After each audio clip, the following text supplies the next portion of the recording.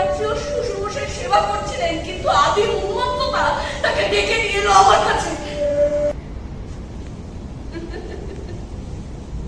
হাসি পায়, হাসি পায় নিজের কপালের দিকে তাকিয়ে করে নিয়ে বসে ছটফট করতে থেকে মনে চলতে পারে না, যন্ত্রণায় ফেটে যায়, চিৎকার করে। তখন উনি বলেন, তোমাকে যদি কোনো দস্যু তুলে নিয়ে গিয়ে হত্যা করতো, আমার হৃদয় আনন্দে নৃত্য করত। না না, এই সবই হয়তো ক্রোধ থেকে বলা।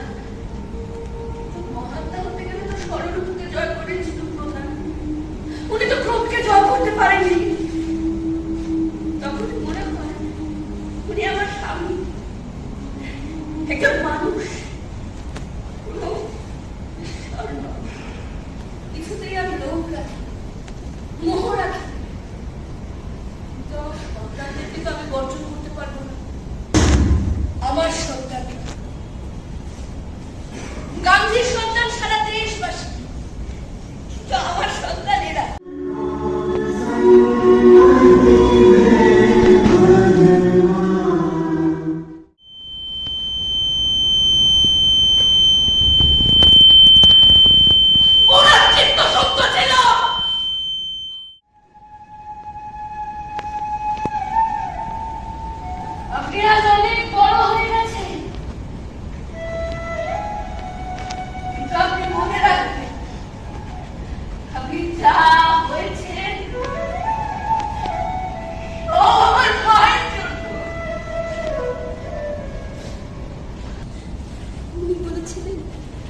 মাকে ছাড়া আমার জীবন কল্পনাই করতে পারি না।